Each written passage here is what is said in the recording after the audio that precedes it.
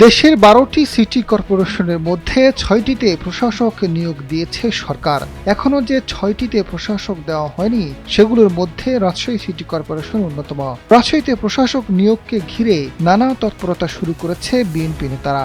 দলটির অন্তত ৫ নেতা প্রশাসক হওয়ার দৌড়ে মাঠে নেমেছেন। দলীয় সূত্র বলছে, রাজশাহী সিটি কর্পোরেশনে বিএনপি থেকে কেউ একজন প্রশাসক হিসেবে নিয়োগ পাবেন। ফলে মেয়র নির্বাচনের প্রস্তুতির পাশাপাশি নেতারা প্রশাসক হতেও দৌড়ঝাঁপ শুরু করেছেন। এর আগে ৬ সিটি কর্পোরেশন নিয়োগ পাওয়া প্রশাসকরা সবাই বিএনপি নেতা।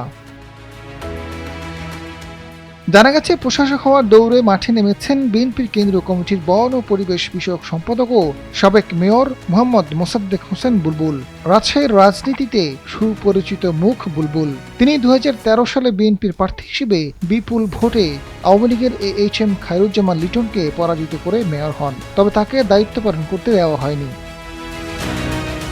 বরখাস্ত এবং কারাবন্দী জীবনও পার করতে হয়েছে বুলবুলকে। উচ্চ আদালতের রায় অনুকূলে এলেও মেয়রের চেয়ারে আর ফেরা হয়নি। সর্বশেষ সংসদ নির্বাচনে রাজশাহী ২ আসনে দলের মিজানুর রহমান মিনুর পক্ষে সক্রিয়ভাবে কাজ করেন বুলবুল। তালিকায় রয়েছেন রাজশাহী মহানগর বিএনপির সভাপতি মামুনুর রশিদ। সরাসরি লবিংয়ের কথা অস্বীকার করে তিনি জানান, দল যদি যোগ্য মনে করে তাহলে দায়িত্ব পালনে প্রস্তুত। প্রশাসক হওয়ার জন্য দৌড়ঝাঁপ করছেন মহানগর বিএনপির সহসভাপতি ওয়ালিউল্লাহ হক রানা।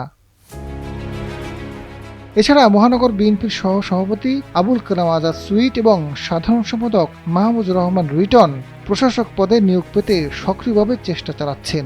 তাদের কেউ ঢাকায় অবস্থান করে কেন্দ্রীয় নেতাদের সঙ্গে যোগাযোগ রাখছেন, আবার কেউ রাজশাহী থেকে হাইকমান্ডের শীর্ষ পর্যায়ে নিয়মিত যোগাযোগ অব্যাহত রেখেছেন।